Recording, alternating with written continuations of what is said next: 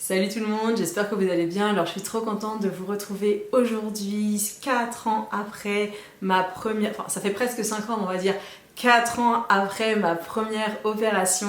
On est là pour parler de la maladie dont je suis porte-parole depuis 2018, ça fait un petit moment maintenant, le lipodème. Alors avant de commencer, je vais juste faire un récap de la maladie. Le lipodème, c'est la maladie des jambes dites poteaux, c'est-à-dire des jambes qui ont un aspect vraiment assez droit, assez corpulent par rapport au reste du corps. Alors il faut savoir que le lipodème peut également donc atteindre les bras, donc c'est surtout les extrémités du corps. Et au-delà de cet aspect physique qui est disgracieux, faut savoir qu'il y a aussi forcément des douleurs physiques comme l'apparition de bleus qui sont inexplicables, une sensation de jambes lourdes, de jambes qui peuvent même avoir comme vous savez des courants électriques. Le lipodème c'est une maladie qui est reconnue par l'OMS, donc l'OMS c'est l'Organisation mondiale de la santé, mais malheureusement en France, malgré un dur labeur, c'est dur, vraiment c'est dur, c'est le cas de le dire, de faire reconnaître cette pathologie comme une pathologie, et en France on traite plus cela comme quelque chose d'esthétique. Ça je tiens à le souligner puisque j'ai énormément de témoignages de personnes qui me disent que malheureusement, que ce soit leur médecin, leur phlébologue, ne reconnaissent pas donc la maladie comme telle, mais voient plutôt en ça une chirurgie esthétique. Alors aujourd'hui, pourquoi faire cette vidéo? Eh bien tout simplement parce qu'elle m'a été extrêmement demandée, on m'a beaucoup demandé donc des avant-après de mes jambes, et pour ceux qui sont plus intéressés pour voir le résultat au niveau de mes bras, il faudra juste cliquer donc par ici, il y aura la vidéo sur les bras, et je tiens à vous préciser que s'il y a une question qui vous intéresse plus qu'une autre, vous avez juste à dérouler la barre d'infos, cliquer sur le petit timing et vous serez directement donc mis à la question qui vous intéresse. Le premier avant-après que j'ai fait, c'est un avant-après où je suis donc en 2011, ça date maintenant. Quand j'ai pris la photo ce matin, je me suis trompée de quand j'ai plié la jambe, du coup je vous ai mis 3 photos alignées. Donc il y en a une où je plie la jambe et où je suis en culotte, mais comme ça on voit bien la différence. Je trouve que on se rend bien compte en fait au niveau du genou du travail qui a été fait. Et la troisième photo, là où j'ai mis donc ma jupe, malheureusement j'ai plié l'autre jambe. Voilà, je me suis trompée, c'est pour ça que je vous ai laissé celle en culotte, tant pis, hein, c'est comme si j'étais en maillot de bain. Mais on voit quand même que le résultat de l'opération. Alors en sachant qu'en 2011, je ne savais pas du tout que j'étais atteinte de cette pathologie, j'ai toujours cherché à savoir pourquoi mes jambes étaient plus proéminente que le haut de mon corps, mais tous les médecins que j'ai pu voir quand j'étais plus jeune me disaient c'est ta morphologie, c'est comme ça, t'es méridionale, je suis d'origine sicilienne, voilà, tu as des jambes plus fortes. Et c'est que en 2018 que j'ai eu la chance de découvrir que j'étais atteinte de cette pathologie. La photo donc numéro 2, c'est une photo que j'avais prise en vacances, et vous pouvez le voir sur cette photo, j'avais un énorme bleu qui est apparu sans aucune raison, ça fait aussi partie donc des symptômes du lipodème. Et donc j'ai fait le avant-après avec ce matin, et je sais pas si c'est très visible, mais si on regarde, vous voyez, au niveau de la cheville, on voit bien hein, que la graisse elle a été retirée. Mais c'est vrai que je répondrai à la question plus tard, c'est est-ce que je dois me faire réopérer? Vous verrez ma réponse. Mais c'est vrai qu'on voit qu'il y a encore du lipodème. Alors là on va passer sur une série de photos que j'ai faites quand j'ai découvert donc, que j'avais une maladie, qu'elle s'appelait le lipodème, et c'était en février 2018. Alors sur cette photo là, je trouve qu'on voit bien le travail en fait du chirurgien. On voit vraiment la différence, que c'est beaucoup plus fin au niveau de la cheville. Alors je suis désolée, hein, il y a l'appareil de cire, j'ai jamais pensé en gros que j'allais vous montrer ça sur internet, parce que faut savoir que cette pathologie c'était un énorme complexe pour moi et que je l'ai toujours dissimulé, puisque je vous ai parlé de la pathologie en 2018 et que moi je suis sur les réseaux sociaux depuis 2009. Donc imaginez le temps qu'il m'a fallu, et aussi c'est pas facile de montrer ces complexes, donc mes jambes avant étaient un vrai complexe.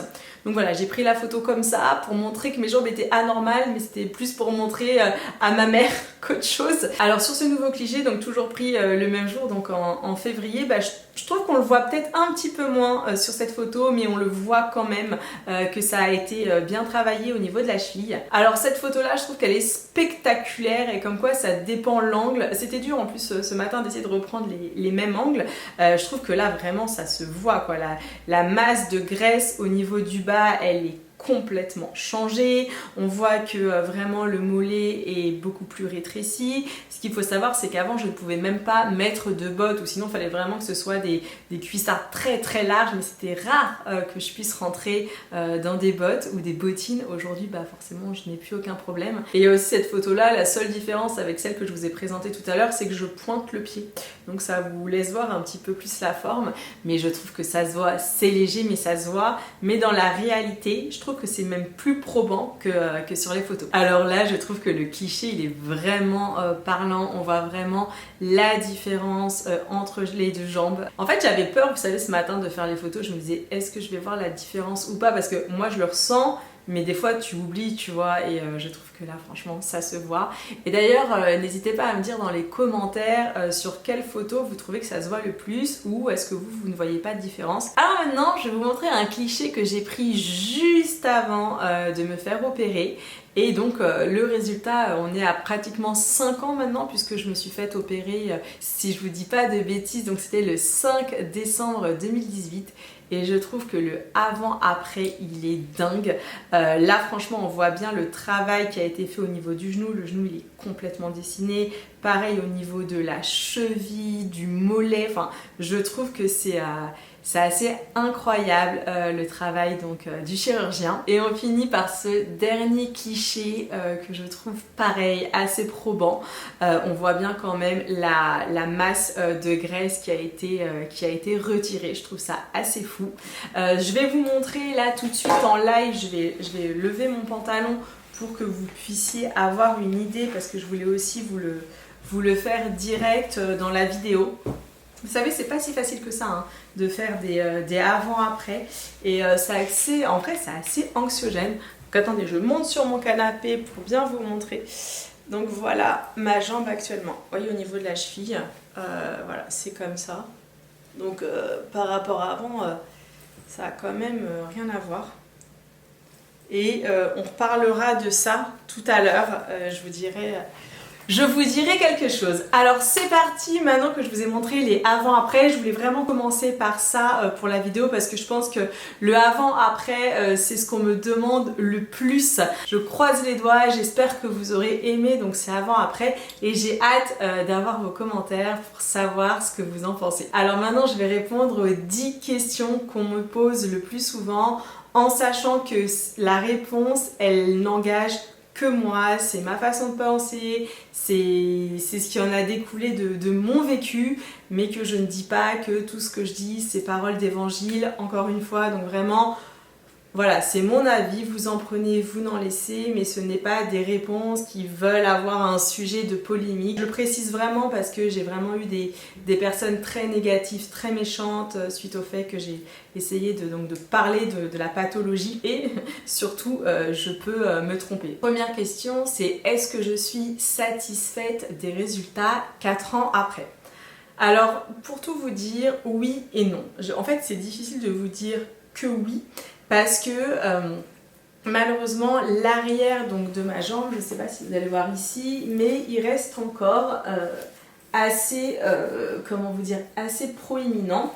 Et au-delà que l'arrière de ma jambe reste proéminent, c'est que j'ai malheureusement encore des douleurs. Alors la deuxième question, c'est est-ce que le poids a une incidence donc sur la forme de la jambe? Eh bien ma réponse c'est que non. Et en fait je vous ai filmé ce matin mon poids, donc comme vous pouvez le voir je pèse actuellement 53 kg 200, j'ai une matière grasse qui est à 24,2, alors que juste avant que je me fasse opérer je m'étais pesée et je faisais 51,8 kg. Donc vous imaginez, je suis plus forte aujourd'hui que je ne l'étais avant, mais finalement on voit bien que même si j'ai grossi, la forme de ma jambe depuis l'opération elle reste quand même svelte, et c'est que le diamètre en fait qui change. La troisième question, c'est une question qui revient souvent, c'est est-ce que mon mollet a regrossi depuis l'opération? Non, mon mollet n'a pas regrossi plus que ça depuis l'opération. S'il a grossi, c'est uniquement parce que j'ai pris du poids. Par contre, j'ai remarqué quelque chose, c'est que depuis que je me suis fait opérer, donc je me suis fait opérer de mon côté donc des jambes et également des bras, eh bien j'ai beaucoup plus de mal à perdre au niveau de la taille, au niveau du ventre, et j'ai l'impression par contre que la graisse du lipodème, donc je le rappelle, la graisse du lipodème c'est une graisse qui est dite malade, je mets bien des guillemets là-dessus, mais cette graisse j'ai l'impression qu'elle a migré dans mon ventre, puisque aujourd'hui j'ai beau faire des abdominaux, faire du cardio, j'ai plus de mal à perdre la graisse du ventre que par le passé. Par contre, scientifiquement on va dire, si tu écoutes donc les chirurgiens, les médecins donc qui sont spécialisés pour le lipodème, l'avis il est assez diversifié. Il y en a qui vont te dire que c'est impossible d'avoir du lipodème dans le ventre, et il y en a qui te diront que c'est possible d'avoir du lipodème dans le ventre. Cinquième question, est-ce que j'ai encore des douleurs? Et ça, c'est le point le plus triste pour moi. Oui, malheureusement, j'ai encore des douleurs, j'ai toujours les jambes qui gonflent. Et ça fait aussi partie de la réponse que j'ai donnée quand on m'a demandé si, comment dire, j'étais satisfaite des résultats. Et malheureusement, et surtout l'été, ou quand je reste debout trop longtemps, ou que je marche trop, j'ai mal aux jambes. Ça veut dire que j'ai toujours cette sensation de lourdeur, je peux avoir ces petits... toutes ces petites sensations comme électriques dans les jambes. Et j'avais demandé au docteur Wells, qui est un chirurgien spécialiste du lipodème, si c'était normal, et si je me trompe pas, il m'a dit que 20% des femmes, je crois que c'est 20%, mais je peux me tromper sur le pourcentage, mais il me semble qu'il m'a dit que après l'opération, il y a quand même 20% des femmes qui gardent leur douleur. Et si vous voulez savoir si j'ai moins mal qu'avant, non. En fait, pour moi, j'ai mal comme avant. En fait, je ressens pas de nuance. Alors cette question, on me la pose vraiment souvent, c'est est-ce que je regrette l'opération? Mais tellement pas. Si l'opération est à refaire, je la refais directement. Non, mais jamais, je ne regrette pas du tout l'opération. Ça m'a complètement changé la vie, vraiment. Alors c'est vrai que j'ai encore mes douleurs, mais j'étais aussi très très complexée par mon physique. Avant, mettre des baskets et un short, c'était impossible. Aujourd'hui, je mets des baskets et des shorts sans aucun problème. Aujourd'hui, je me vois dans la glace, et même si là j'ai grossi et j'ai même été plus forte que ce poids-là il y a encore quelques semaines, parce que là j'essaye de faire un rééquilibrage alimentaire parce que j'ai vraiment beaucoup pris de poids.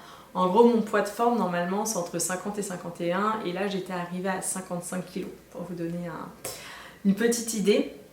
Et vraiment, mais jamais je regretterai cette opération, elle m'a vraiment changé la vie. Alors là, on arrive à une question qui est un petit peu plus touchy, c'est la question de est-ce que je dois me faire réopérer?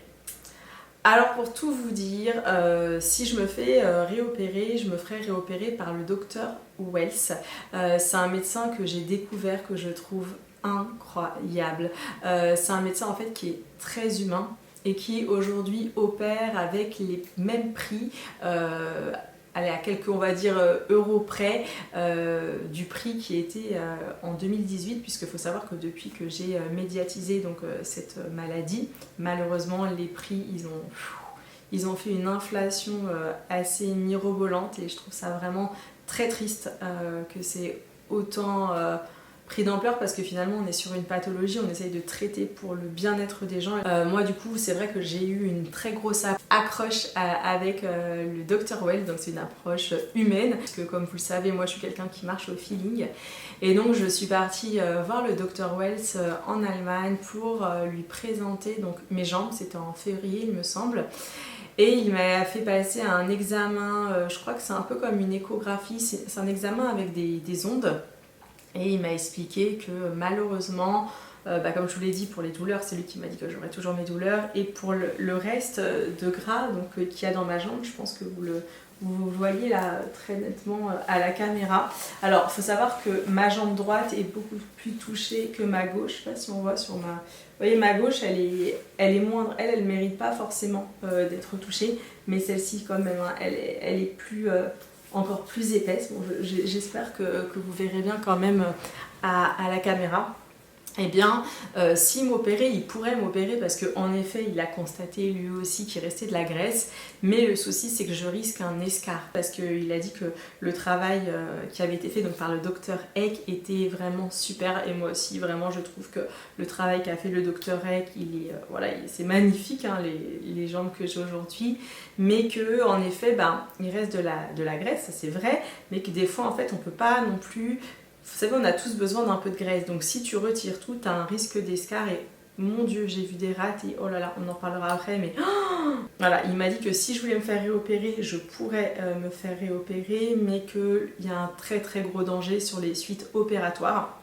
Donc il m'a dit que la décision, elle m'appartenait, mais que lui personnellement, il trouve que le travail de son confrère est parfait et qu'il n'y a pas la nécessité forcément donc de me réopérer. Alors autre question, c'est est-ce que l'opération elle est obligatoire quand on est atteinte du lipodème? Alors ça c'est vraiment une question qu'on me pose régulièrement. Moi je ne suis pas quelqu'un pro opération et je l'ai toujours dit sur les réseaux sociaux parce que certaines personnes m'ont accusé de choses, mon Dieu. C'est propre à chacun. Et j'ai envie de vous dire, vu le prix que coûte une opération et l'inflation du prix aujourd'hui d'une opération, tout le monde n'a pas la possibilité de se faire opérer. Donc je ferai prochainement une vidéo sur comment faire pour diminuer en tout cas la progression du lipodème ou vivre avec un lipodème quand on ne peut pas se faire opérer. On arrive à l'avant-dernière question et cette question là, oh là là, qu'est-ce qu'elle va être difficile de vous répondre parce que je m'attends encore à des trucs improbables sur internet, mais écoutez, on me la pose souvent et c'est aussi mon devoir quand même de vous dire les choses, c'est est-ce que je conseille un chirurgien? Alors encore une fois, là je vais vraiment le répéter, l'avis que je vais vous donner là, il m'appartient. Ça veut dire que si t'es pas d'accord avec moi, c'est pas grave. Si tu te fais opérer que c'est pas par ce chirurgien, c'est pas grave. Et il y a zéro obligation. Là je te donne mon avis, c'est l'avis d'Amy, ça ne concerne que moi, je suis pas parole d'évangile, mais je vous donne le nom du chirurgien que si aujourd'hui je devais me faire opérer, voilà, par qui je me ferais réopérer. Moi je me ferais réopérer si je devais me faire opérer par le docteur Wells. Comme je l'ai dit dans une question précédente, pour moi c'est un chirurgien qui est formidable, c'est un chirurgien qui est très humain, qui a fait en sorte de ne pas bouger ses prix par rapport à l'opération pour que ce soit, même si c'est très cher et il le dit lui-même, accessible. S'il y a un chirurgien qui n'hésite pas à te dire non je ne peux pas t'opérer, comme je vous l'ai dit, moi voilà, là il m'a dit si tu veux je t'opère mais attention au risque, si vous n'avez pas le lipodème il vous dira vous n'avez pas le lipodème et au-delà de ça c'est quelqu'un qui en fait franchement je suis bien tout ce qu'il a fait parce que j'ai une personne très proche de moi qui était atteinte donc du lipodème et s'est posé la question donc qui allait l'opérer. On a franchement fait beaucoup de recherches, alors que ce soit sur la compétence du médecin, que ce soit sur le suivi, la prise en charge et également le prix. Le prix de l'opération c'est quelque chose qui est quand même très important et donc on a décidé, donc j'ai accompagné mon ami dans l'opération et c'est le docteur Wells qui l'a opéré. Je vous mettrai dans la barre d'infos un lien, j'ai écrit tout un article par rapport à ça, donc sur l'opération et les suites opératoires donc, du docteur Wells. Donc c'est vrai que si moi aujourd'hui je me ferais opérer, ça serait par le docteur Wells parce que là je vais vous faire afficher donc des avant-après de ces opérations et je trouve que la particularité, et d'ailleurs je vous le dis, la particularité donc, du docteur Wells c'est que c'est un chirurgien plasticien. Ça veut dire que lui, au-delà donc, de retirer donc, la pathologie du lipodème, il va prendre le temps aussi de dessiner la jambe, de redonner à la jambe un aspect, vous savez, féminin, élancé, beau. C'est quelqu'un en fait qui carrément quand mon ami s'est fait opérer, mais il n'y a pas que parce que vous allez dire oui mais ton ami c'est parce que c'est toi, non, il donne carrément son propre numéro de téléphone pour que vous puissiez le contacter si vous vous posez une question, voilà, si vous avez des doutes après l'opération. Forcément, je vous le cache pas, mais il y a aussi Rosa, donc Mama Rosa, Rosa qui est donc la personne qui m'avait suivie lors de mon opération. Et c'est vrai que Rosa bosse avec le docteur Wells et du coup c'est vrai que de savoir que Rosa était là, ça m'a beaucoup rassurée parce que Rosa parle français, en fait elle est bilingue, elle parle français, espagnol, allemand, enfin bref. Je crois qu'elle est, ouais, elle est je sais pas si c'est pas polyglotte qu'on dit quand on parle plusieurs langues. Et c'est une femme qui est douce, qui est dévouée à la pathologie. Elle fait tout pour les patientes françaises.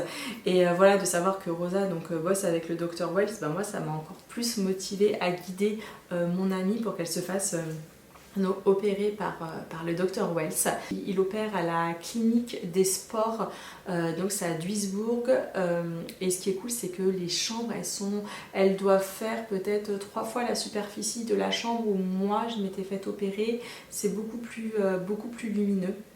Donc voilà un petit peu mon avis. Après j'ai regardé, et du coup je vais vous le dire ici, mais j'ai regardé pas mal de forums et j'ai eu la chance de pouvoir discuter avec pas mal de filles atteintes de la pathologie qui s'étaient faites opérer et qui ont eu énormément de ratés. C'est pour ça qu'à chaque fois je vous ai toujours dit c'est propre à vous, c'est votre décision et votre décision elle ne doit pas être influencée par quelqu'un, c'est vous et vous seul.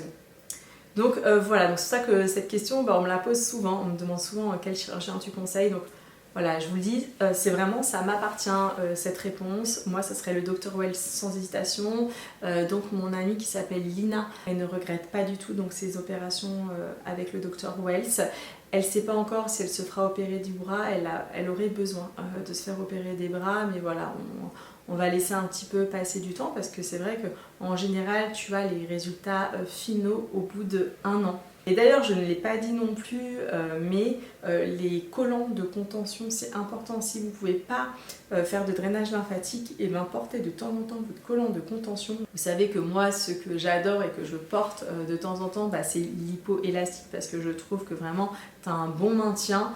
Et voilà, et je suis bien dans les lipoélastiques, ils ne me tiennent pas trop chaud, ils ne me grattent pas, et je trouve que ça élance la jambe. J'ai l'impression de porter un leggings, mais au moins ça agit. J'ai plus le temps de faire des drainages lymphatiques, même si c'est sûr que le drainage lymphatique n'a rien à voir avec le collant donc de l'hypoélastique, mais franchement ça peut être aussi un bon compromis. Voilà, si jamais tu te fais pas opérer, pourquoi pas la France? Je vais peut-être me faire huer, mais encore une fois, sincèrement, je vous le dis, ça m'appartient, donc ne m'en voulez pas. D'ailleurs, ce n'est visé contre aucune personne, mais pourquoi tu ne te fais pas opérer en France? Ça, c'est une question qui vraiment, on me la pose beaucoup. Donc, je le répète, je ne vise personne à travers cette vidéo. Et si je me ferais jamais opérer en France, je parle juste uniquement du lipodème, là je suis en caractéristique du lipodème, c'est tout simplement parce que l'Allemagne a beaucoup plus de recul que la France. Parce que quand je me suis fait opérer en 2018, ça faisait je crois déjà peut-être 10 ans que les Allemands opéraient. En tout cas, si ça faisait pas 10 ans, ça faisait déjà plus longtemps que la France, puisque en 2018, en France, tu ne pouvais pas te faire opérer du lipodème, puisque le lipodème n'était pas du tout reconnu. La maladie qui était reconnue, c'était le lymphodème, ce qui n'est absolument pas le lipodème. Le lymphodème, c'est une maladie où en gros, c'est une seule jambe qui est touchée, et c'est la lymphe qui est touchée. Le lipodème, c'est lipo, ça veut dire graisse en langage scientifique, donc là c'est la graisse et c'est surtout des deux côtés, alors que le lympho c'est qu'une jambe. Donc voilà, pourquoi je ne me ferais pas opérer en France, c'est tout simplement parce qu'ils ont moins de recul. Et pourquoi j'irais pas en Espagne, pourquoi j'irais pas en Belgique, pourquoi j'irais pas, je sais pas moi, au Luxembourg? Eh bien tout simplement parce que j'ai confiance aux Allemands, que j'ai jamais entendu de raté en Allemagne, et pourtant j'en ai fait des sites, alors que dans les autres pays, malheureusement, France compris, j'ai vu des ratés. Et d'ailleurs c'est là que c'est très important, il faut vraiment que vous soyez attentifs à ce que je vais vous dire maintenant. Dans les mois à venir, je vais faire aussi des vidéos concernant les ratés, pour donner la parole aux femmes qui se sont fait rater. J'ai eu l'occasion de parler déjà avec 4-5 filles qui sont faites rater. J'en ai 2, même non, j'en ai 3 aujourd'hui qui sont prêtes à témoigner. J'ai reçu des photos terribles. Vraiment, quand je vous dis que j'ai eu la gorge serrée, le cœur noué, envie de pleurer, c'est horrible. Et c'est là d'ailleurs où je vais clôturer cette vidéo, c'est vous dire que un, l'opération elle n'est pas obligatoire et deuxièmement, si vous vous faites opérer, c'est à vous que revient le choix du chirurgien. Ça c'est aussi important, il faut que je vous souligne qu'il y a aussi l'omerta, il y a des chirurgiens qui collent des procès à des filles pour pas qu'elles parlent parce qu'ils ont peur pour leur réputation. Ça c'est un truc aussi qui me débecte. Donc voilà aussi pourquoi je veux faire un sujet sur les ratés. Je donnerai pas le nom des chirurgiens parce que je suis pas là pour faire justice, mais au moins pour que vous puissiez voir ce qu'est un raté et croyez-moi qu'il y a des ratés, c'est effarant, vraiment c'est assez effarant. Bon, et bien écoutez, j'espère que cette vidéo elle vous aura plu. C'est une vidéo qui est longue mais qu'on m'a beaucoup demandé. Sachez que c'est pas si évident que ça pour moi de revenir sur ce sujet là. Je sais que mes propos des fois ils sont mal interprétés. On m'a aussi beaucoup causé de tort sur le fait que je donne mon avis assez crûment, comme je l'ai toujours fait, hein, que je parle de produits de beauté, de vêtements, ou là carrément d'un sujet sur la maladie. J'aurais jamais pensé que la maladie pouvait maintenant carrément être un business pour certains. J'aurais jamais pu penser qu'on aurait pu aussi me souhaiter autant de choses négatives jusqu'à la mort. Hein. Il y a des personnes qui m'ont quand même souhaité ça, que j'aurais dû crever sur la table d'opération. C'est des choses qui m'ont beaucoup bouleversée pendant que j'ai vécu donc cette épreuve, parce qu'encore une fois quand tu te fais opérer, tu passes pas mal d'épreuves. Il faut vraiment apprendre à se réidentifier, il faut apprendre à accepter aussi que l'opération elle te donnera peut-être pas forcément les résultats que tu veux. Donc voilà, c'est pas mal de choses à réfléchir. Il faut aussi se dire que une opération c'est aussi à toi de tenir ton alimentation, c'est aussi à toi de te bouger, de faire du sport pour que les effets de l'opération soient favorisés. Il y a le travail du chirurgien, mais il y a aussi nous, vous savez, prenons un exemple, si tu veux perdre du poids et que tu fais énormément de sport, tu dis voilà moi je vais faire du sport, mais qu'à côté tu manges mal, c'est-à-dire pas une alimentation saine, hein, que tu manges beaucoup de gras, malheureusement oui tu vas te tonifier, mais ta couche de graisse elle va pas diminuer, elle va continuer, tu vois, si tu augmentes. Et l'opération c'est pareil, tu te fais opérer, mais après à toi aussi de te bouger, d'essayer de changer des petites choses dans ton alimentation pour essayer d'avoir une alimentation plus saine si tu n'avais pas une alimentation saine avant. À toi de vraiment c'est pas objectiver le terme, mais soit de favoriser, de faire un côté positif à cette opération. Il y a quand même un état d'esprit, et moi je sais qu'aujourd'hui j'essaie vraiment de faire beaucoup de sport pour que les bienfaits de l'opération ils perdurent dans le temps. D'ailleurs oui, je vous ai pas répondu à la question, en fait j'y ai pas pensé, mais on me demande souvent est-ce que la graisse du lipodème elle revient. Ça c'est une vraie question qui est quand même assez compliquée d'y répondre.